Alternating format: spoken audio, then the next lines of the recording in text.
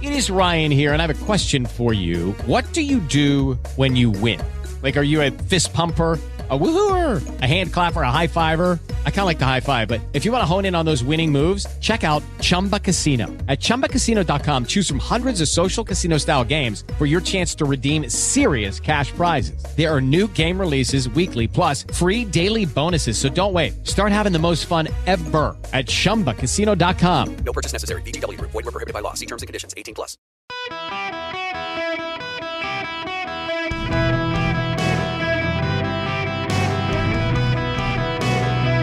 Welcome to the Eric Erickson Show Podcast, Hour 2. Hello, America. Welcome. It is Eric Erickson here. The phone number, 877-973-7425. As I continue to go through my show notes and blow it all up and take everything in a different order. It drives everybody around here absolutely crazy. I assume you will allow me a personal note here for just one moment. I got to say something, but it actually relates to everything else that I am going to talk about, I promise.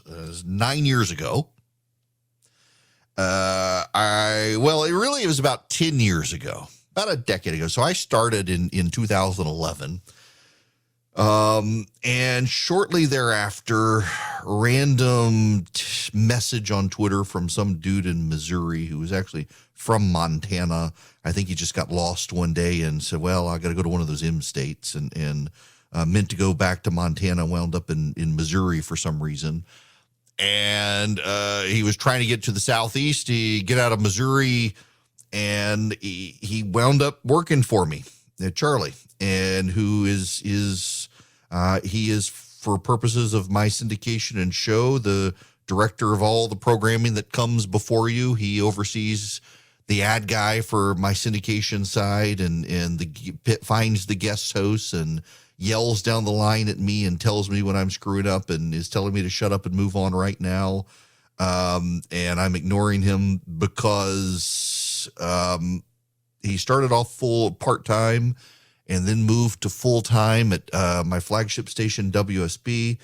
And now we're like, all of a sudden, we're at the grown-up phase of this project where we are finding an office and furniture and making this our life's work. And I couldn't do it without him, and it's just very weird. And so he's actually going to be gone the rest of this year. He's taken some time to go hunting and then getting his family to Montana. And this is his last day on the radio for the rest of 2022. But then we'll be back in 2023. He's not leaving me. I'm just saying it's weird to have gone from he was part-time to full-time with WSB, and now we're kind of embracing this grown-up project of, we've actually got a business here for this show nationwide. We need to actually focus on it more than everything else. And it's very helpful for me. I can say, no, I can't do this TV show. I got to think about radio. No, I can't write this column for you. I've got to think about radio, and really wouldn't have that mindset, except he yells at me all the time. And so I'm glad that for the next few weeks he'll be gone so he can't yell at me. But also, it's kind of weird for us to have gone through this now 9 years together, and suddenly we're like, oh, we need an actual office instead of doing it out of the house and stuff like that. It's just cool. Now, one of the things that he yells at me about, and the whole reason I thought about this randomly, is because I'm shaking up my show notes and I'm going to talk about something that I wasn't going to talk about, and now I'm going to talk about it. Surprise! I do my outline every morning, and then Philip usually calls, because Philip actually puts everything in the show notes email you can get if you text data to 33777 and subscribe to it. And I put it in an order, and inevitably I get here and I'm like, you know what? I think I'd rather talk about this instead. And so now I got to go back through, and I guess I'll change I'll keep that title, because I'll get to that. But first I want to say this, because I wrote about it this morning, and it's stuck in my head, and I need to talk about it to get it out of my head. And if you've listened very long, you know that I talk to think and I write to think, and you get it fresh. We are in the Christmas season. I am preparing my Christmas show. I was going to talk to a Catholic priest, and it's all fallen through. If one of you knows a Catholic priest who can get on the phone with me this week and talk, I've had Presbyterians and Methodists and Baptists, and I need a priest in any event. Been thinking about the Christmas story. And you have this census. And the census, this particular census called by Caesar Augustus, requires that every man go to his home. So here's Joseph. He's living in Nazareth. He's got Mary, but his tribal home is Bethlehem. He's from the lineage of David, and David was from Bethlehem. And so he's got to go to Bethlehem. They got to walk. She's pregnant with child. They got to walk. We presume that maybe they put her on an animal, on a donkey or some such. But to give you the sense of this, and I had to look it up. I've never actually had I don't recall any pastor ever pointing this out in a Christmas sermon. But not only was Bethlehem 90 miles south of Nazareth, that was about a 4 days walk if you walked all day. So it's 90 miles south of Nazareth, uphill. You ascend from roughly sea level, a little higher than that, a couple hundred feet up, but you go up 1,493 feet into the foothills, headed to the mountains. Bethlehem was rugged. The terrain was treacherous, hard to walk, hard for animals in the desert, but also it's cold. You know, it snows in the wintertime in Israel. It's cold there. And so they're heading, we presume, now I know some people say in the spring, but it would have been cold in the spring too, cold and wet. So whether it was the spring or the fall, the weather's not good. You're walking for 4 days. The wife is pregnant. You hope to have an animal. You got to stop and feed the animal. You can't exhaust the animal. You're surrounded by bandits and criminals who hide in the mountains and in the caves to try to rob you on the way. You're hopefully with a group of people because there's safety in numbers. And you got wild animals who will harass you along the way. It's not an easy trip. But the Romans were making people return to where they were from, where their families were from, embracing that community again. And so they went to Bethlehem. I have become a proponent of an idea I talk about a lot here that all of us, myself included, sometimes focus too much on Washington and not enough on our local community. We get worked up about things we can't fix in Washington and ignore the things we might be able to fix in our local community. When I was in my early 30s, I ran for office. I had gone on TV one night. I drove downtown.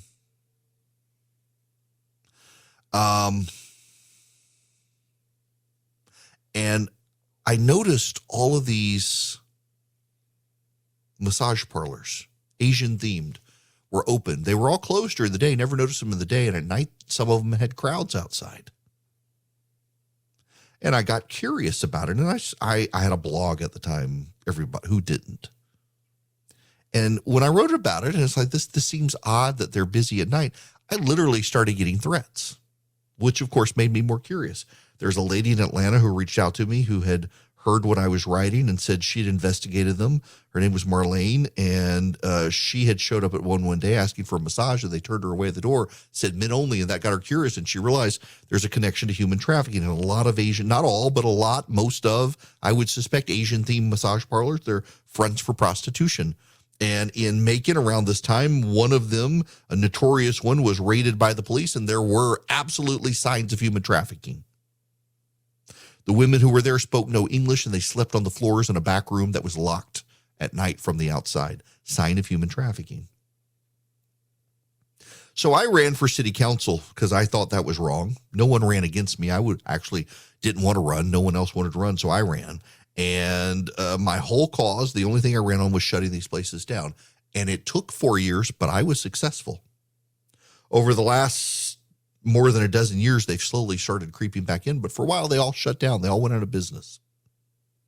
It was actually Brian Kemp, Karen Handel before him, and then Brian Kemp, who was Secretary of State after Karen Handel. They actually helped me think about how to do this. that essentially you bypass the police power and you go to the regulatory power. That these places, if they're performing massages, they're advertised as a spa, they've got to be regulated in some capacity to make sure that people know what they're doing. You use the regulations, you use the building code, you make sure there are light bulbs on. You'd be surprised these Asian themed massage parlors didn't like the idea of light bulbs in all the rooms. Normal places had no problem with that. Well, then you send the business inspectors, because the chief objection of those who object is, well, the police are going to go do this, and this is a victimless crime, so we should go. So instead, you send the building inspectors. Say, you don't have a list of your clients. You don't have books. You don't have light bulbs in all the rooms. You have people living here at night. That violates the building code. And they all closed up and they went away. And it was a local issue. There's a book out now, The Case for Christian Nationalism. I do not recommend you read it. I'm kind of disappointed in some friends who have embraced it, and they clearly haven't read it. You know the Leroy Jenkins meme? Leroy Jenkins, it's this World of Warcraft video where this group of guys, they're plotting how to take on a group of orcs, bad guys, and they're sitting there, and Leroy excuses himself, goes to get a drink, and they're like, all right, here's what we're going to do, guys. We've never been successful getting past this. So some of you are going to come around here. You're going to cause a distraction. The rest of us, we're going to go in this way. Now, when we go this way, we know they're going to break off. And so half of us are going to go over to the right. The other half, we're going to go to the left. Those of you who are behind, a couple of you may get killed. But if you don't get killed, we're going to try to distract the fire right when you're opening fire so you don't get killed. And they're going through all this, you suddenly hear the voice of Leroy Jenkins say, I'm back. Let's go. Leroy Jenkins. And he storms in, and everybody dies again. The guy's not really paying attention, and he rushes through. This strikes me, this book by Stephen Wolfe, as a Leroy Jenkins moment, that a group of guys are sitting around. They're all probably Reformed, which means they're having bourbon and cigars. And they're all talking about, we should be Christian nationalists. We should embrace Christian nationalism. We should have this, we should take over the country and make it all Christian again. Ha, ha, ha, ha, ha.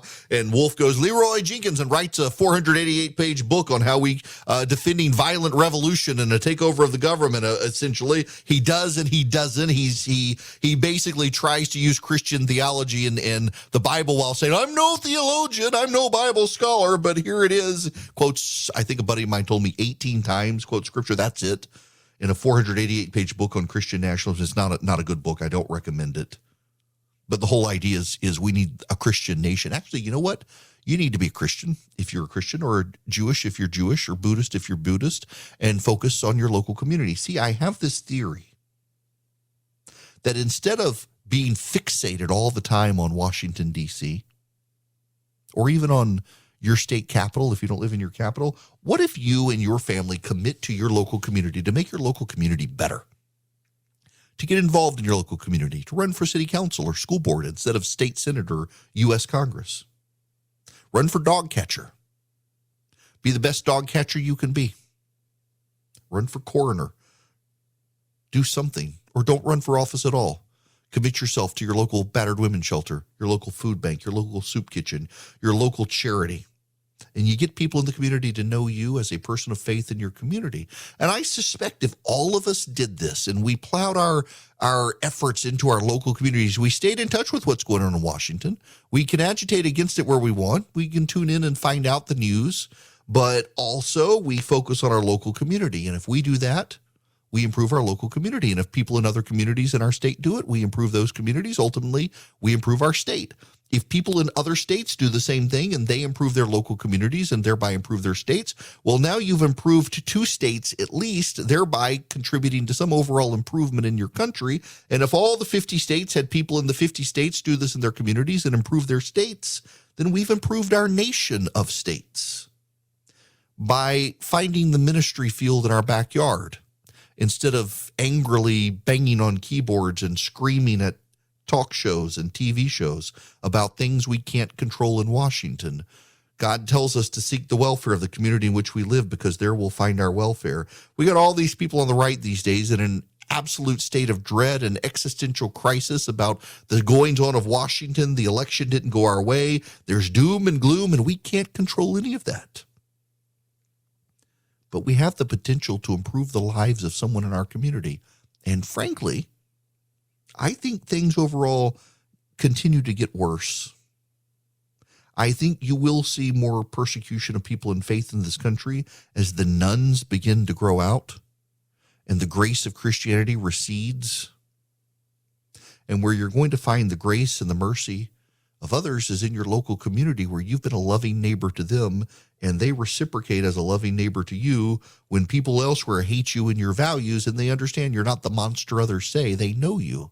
The people who know you the best are the ones who are closest to you. And there you will find your welfare because you have sought the welfare of those people. It just makes sense to me that maybe instead of all of us always being hag-ridden, driven off the cliff of fear and doubt and dread and despair of things we can't control, that we find those things we can control and we work to improve those, which is ourselves and our family, improving the community around us. And by that community improving, we improve the county, and by that county improving, we improve the state, and by that state improving, we improve the nation. Start at the bottom and work your way up instead of at the top where you have no control. The feet move the head. The head doesn't move the feet.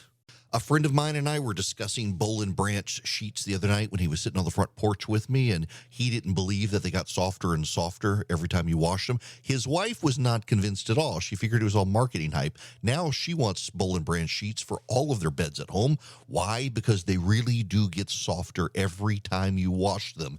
They're free of toxins, pesticides, harsh chemicals at every step of the process. They're the finest 100% organic cotton on earth. They're made by artisans who earn the pay and the respect they deserve. And right now you can bring home a better night's sleep this holiday season with Boll and Branch bedding. Their signature sheets even come wrapped and ready in a beautiful holiday gift box. It's going to look good. It's going to feel great. For a limited time, get 20% off your first set of sheets and free shipping when you use promo code ERIC at bollandbranch.com. That's Boll and Branch, BOLLAND branch.com. Promo code is ERIC, ERICK at bollandbranch.com. Hello there. Welcome. It is Eric Erickson here. I would be remiss if I didn't take this time to mention Mike Leach. He has passed away. If you have not heard the news yet, some of you may not know who he is. He was a rather infamous football coach for Mississippi State. He was 61 years old. His team is headed to a bowl game. And he, of course, will be looking down on them from heaven. He had a massive heart attack from what press reports are suggesting. And he was a very quirky man. He was in his third head coaching stint. He had been at Texas Tech from the year 2000 to 2009, at Washington State from 2012 to 2019. He was the AFCA National Coach of the Year in 2018 at Washington State, then moved in 2019 over to Mississippi State and was really just an interesting guy. He taught classes in history. He even taught essentially the World War II history as if they were football plays. His 158 career wins were ranked 5th among active coaches. Really, really a tremendously highly regarded person. And he, based on the news that happened the other day, he was air flighted from a small hospital near Starkville, Mississippi, to the University of Mississippi Medical Center, and was placed on life support until his family could all get there and taken off right around Christmas season. That sucks for anybody. Keep his family in prayers, please. Lots of just the Arizona Cardinal coach, Cliff Kingsbury, played under him at Texas Tech. Nick Saban was a friend of his. Everybody speaking just extremely highly of him. And keep his family in your prayers, please. What a tragedy this time of year. I want to tell you guys a little about a group I've been working with, Americans for Prosperity. Maybe you've heard of them. They're the largest grassroots network in the country, fighting to expand freedom and opportunity so that we can unleash prosperity in America again.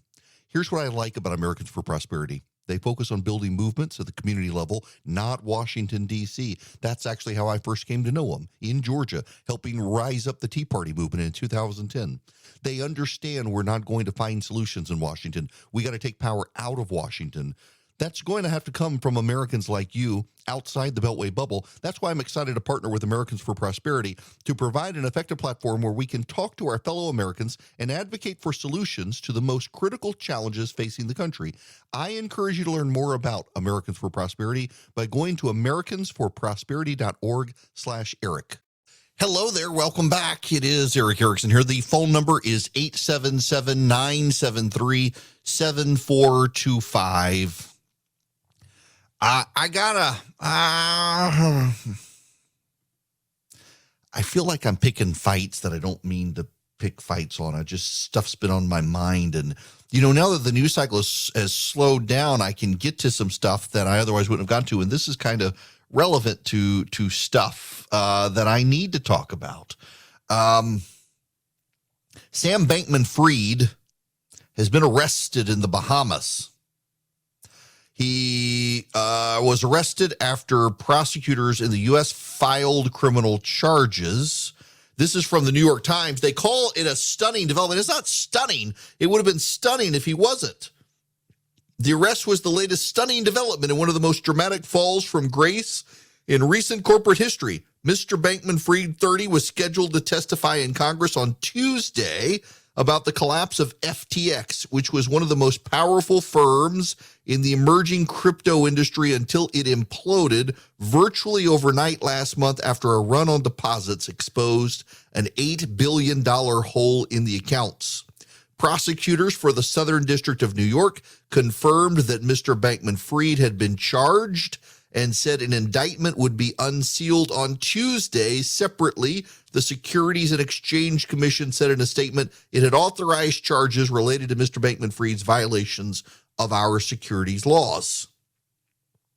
The criminal charges include wire fraud conspiracy, securities fraud conspiracy, and money laundering.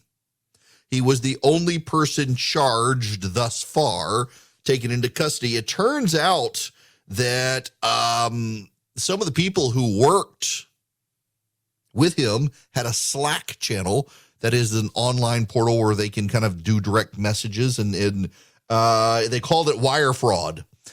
Separately, Sam Britton is no longer a Department of Energy employee. He is out. Sam Britton is the transgender or non-binary, whatever you would call it. He's the sociopath who worked for the Biden administration, who's facing charges for stealing luggage at separate airports. By law, the Department of Energy cannot comment further on personnel matters. Sam Britton is no longer a DOE employee. That's all it said. Now, Britton also appears to have fabricated part of his origin story. He says he was in torture therapy as a young child for years, but he can't remember the therapist's name. It appears now even his parents have said it's not really true, and that there were no known conversion therapy places, as he described it, in Florida at the time. But that story kind of made him a cause celeb. He's the weird dude with bald head who dresses in women's clothes and believes that to have sex you should dress up as a dog or some such. Deeply demented individual who clearly had deep issues and yet was mainstreamed. I do find it a little bit ironic that so many of the people who rush to advance the transgender agenda put forward these people who are clearly nut jobs, and it discredits the whole affair. You don't even have to do it for them. They do it for themselves. But I bring up those two stories that are independent of each other to talk about something else that kind of bothers me. The number of people I know who were very adamant, insistent, well, of course Sam Britton's not going to be charged with theft of luggage. He works for the Biden administration. He can get away with it whatever he wants. And of course, Sam Bankman-Fried is not going to be charged because he was a big Democratic donor. They're going to give him a pass. If he's charged, it'll be a slap on the wrist. He'll do no jail time.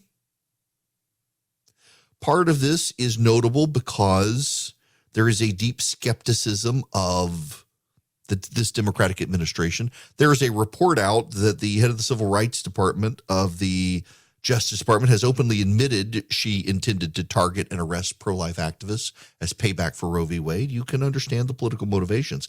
And I do think that even people like me who are a little frustrated with the conspiracy talk, you got to recognize it's kind of earned.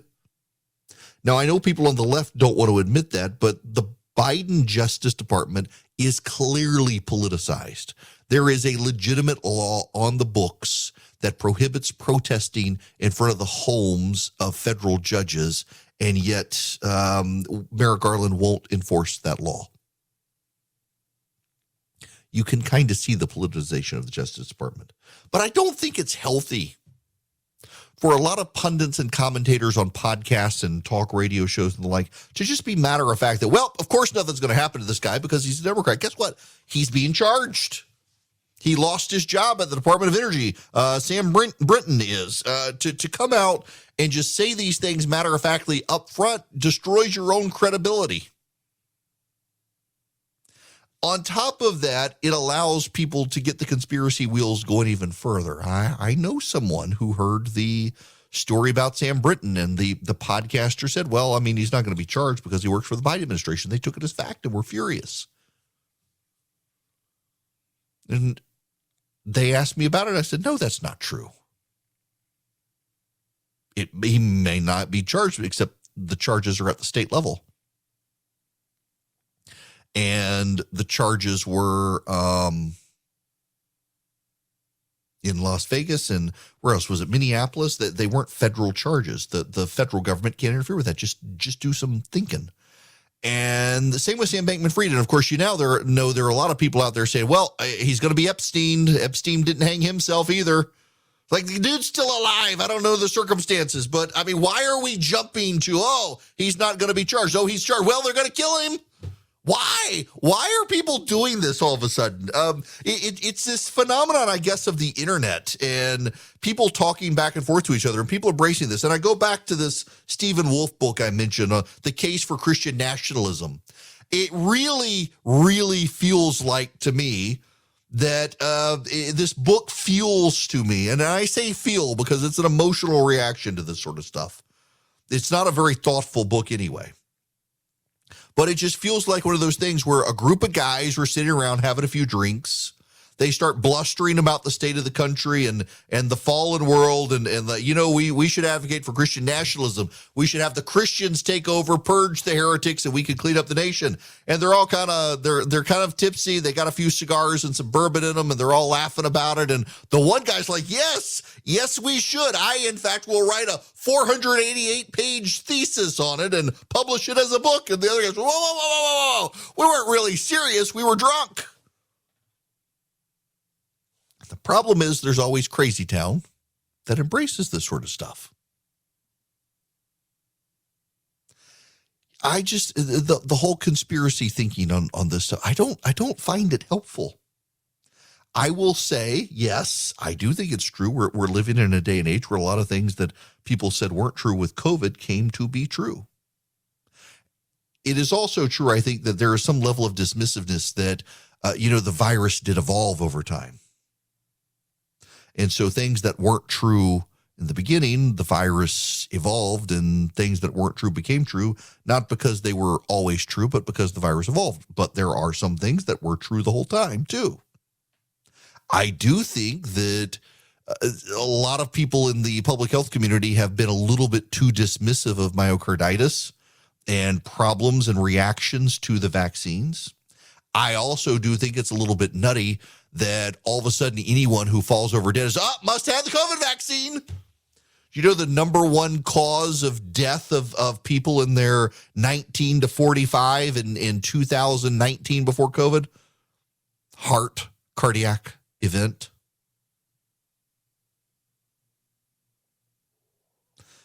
People just want to extrapolate, and the BS artists of social media make a lot of money out of it. My problem here is this. I am more and more encountering people who they listen to the podcaster or the talk radio show host, the TV pundit say things, and they just say, well, because they have a platform, they are there, they must be credible, they must be true. So when they say that Sam Brinton will not be charged because he worked for the Biden administration, or Sam Bankman-Fried will not be charged with anything because he is a big Democratic donor, other people believe it's true. And part of that is we have outsourced our thinking to other people. I very often feel like I think, it's not even a feeling, it's a think. I very often think part of my job in here is to deprogram people from the crazy things that even people on my side say. And, sometimes they get it right and I get it wrong. And I try to tell you when I got it wrong and they got it right. But oftentimes they're just kind of throwing stuff out there. And they're being flippant, and you don't understand that they're being flippant. And that, I have a concern about that, because it allows people to go down rabbit holes in their thinking instead of seeing the world clearly. And if you can't see the world clearly, you can't fix the problems in the world. When you really believe that, well, the gig is up, this guy isn't going to be charged because he's a Democrat, well, at some point you just give up fighting because, well, the system is stacked against us so much we can't, or it leads people to violence. I mean, this part of my problem with this Stephen Wolf book is he largely is advocating for revolution, like violent revolution, to get his way. And he dances around it enough, he can give himself plausible deniability, but it's clearly there implied. And I'm not the only one to read it that way. And it's all kind of crazy talk with the veneer of legitimacy. And I'm kind of tired of people doing crazy talk with veneers of legitimacy. Yes, listen, I'm very open with you guys. Like I said yesterday, I really do think that part of the whole transgender thing is people who are Malthusians who believe we need population control and are worried about the earth more than they are. People have totally embraced gender dysphoria, because why not convince boys to castrate themselves and girls to give themselves hysterectomies so that they don't reproduce and we can solve the population crisis by endorsing gender dysphoria? But I'm open up front with you that this is my conspiracy theory. A lot of other people just tell it to you as fact and don't even recognize it's kind of their fringe theory that they're saying out loud. And I actually do think I'm right on mine too. But I'll put it in proper context for you. The bottom line is that Sam Brinton is going to be charged with theft. He has lost his job. And if you have had loud voices in your ear telling you that, well, nothing's going to happen to this guy because he works for the Biden administration, just make a mental note of who those voices were on the right who said that. Sam Bankman-Fried has been charged by the Southern District of New York with a host of crimes. The SEC, the Securities and Exchange Commission, are also investigating him and have charges ready to go against him for securities issues. There were a lot of people who said that would have. Just make a mental note of who those voices were and maybe tread more cautiously in the future. I have a Yeti tumbler for my show, a big 16 ounce I fill up with coffee. And on the one side, it has the show logo, and on the other side, it says truth matters most. And it doesn't say your truth. It doesn't say my truth. It says the truth. I don't think we can fix problems if we can't commit to being honest and truthful. We can't combat the left with our truth. We can fight the left with the truth.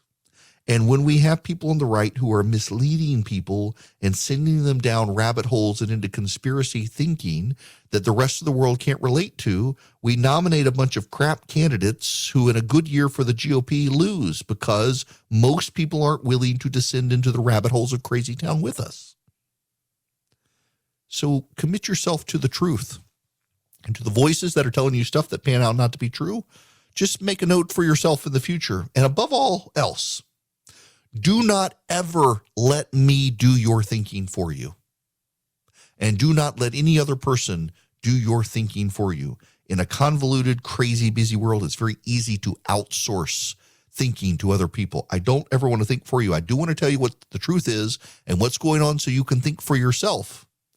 But let's just stop letting celebrities think for us. That's what the left is supposed to do. And the more we do it, the more we go to crazy town. The more we go to crazy town, the more we put up crap candidates. And the more we put up crap candidates, the worse of a time we have beating the other side. It's one reason I like Americans for Prosperity, because they work very hard on keeping themselves reality-based, like real-world reality-based, what's going on in the world. And that's why I encourage you to join up with them, because they actually give you the facts, the real facts, and the real public policy positions that actually move things to the right. And they make you a better activist. They make you relatable. They help you learn your arguments better. And they are committed absolutely to free markets and free people.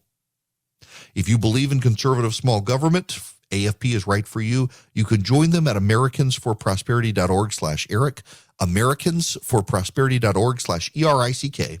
Join up now. They got local chapters. They're not just a DC think tank. They do stuff all over the nation. They give you all the information you need to sharpen your arguments, make you a better conservative activist.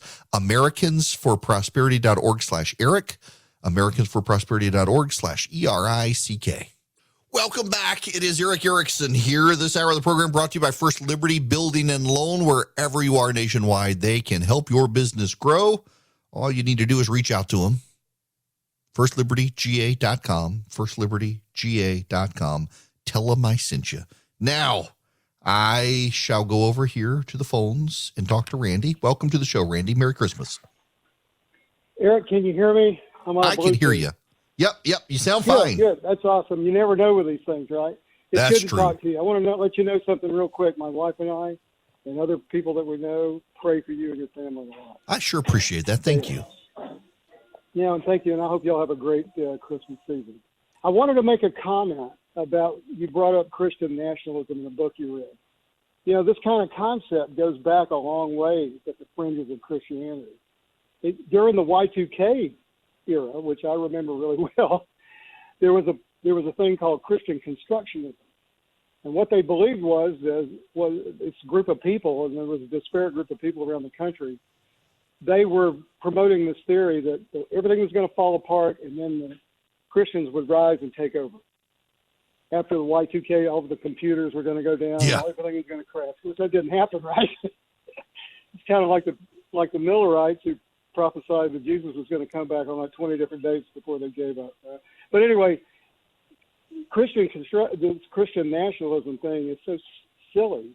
It is. Because it's totally contrary to any teachings that Jesus ever gave us. Yeah, He's more concerned about the condition of our heart than the government we live under. Render unto Caesar what is Caesar. Yeah, I find the idea absurd, and I'm actually kind of alarmed at the number of people I know who've embraced this idea, which, I mean, if we live in a pluralistic democratic society, it's going to be really hard to convince everyone to go your way. And what do you do? And then, of course, and Randy, look, I got to leave you there because time is short, but thank you so much for the kind words as well. So let's play this out. Okay, so the Christians take over the government and they implement Christian nationalism, and the government is designed to draw people closer to God. And depending on which page of the book you read, in this case for Christian nationalism, you will affirm or deny that really the thing is just so wishy-washy and trying to say what it wants without saying what it wants. So it gives the guy an out. But so you get the Christian chart. Okay, now who? The Catholics or the Orthodox? The Protestants? Okay, which Protestants? Do we put the Methodists in charge? The Baptists? The Presbyterians? Well, of course, you'd put the Presbyterians in charge because we got the best lawyers. But then what do you do with everyone else? And when you disagree on doctrine, where does the government actually go? Whose view of God reigns supreme? And then what do you do with the Muslims and the Jews and the atheists? And do they not get a say in government? This is the last fight, honestly. This whole idea that we should use God, all of us as Christians, Muslims, Jews, Buddhists, whoever, should be able to be guided by our faith and speak to the world based on our views. That's not Christian nationalism. That's just, we all have our own morals and worldview, and we shouldn't have to set it aside when we engage in politics, and the one who does the best wins. But this idea that we use government imposing God on people never works, because the government imposes the government on people, and God becomes a tool of government, which means he's not God. Hello, it is Ryan, and we could all use an extra bright spot in our day, couldn't we? Just to make up for things like sitting in traffic, doing the dishes, counting your steps, all the mundane stuff. That is why I'm such a big fan of Chumba Casino. Chumba Casino has all your favorite social casino-style games that you can play for free anytime, anywhere with daily bonuses. That should brighten your day a little.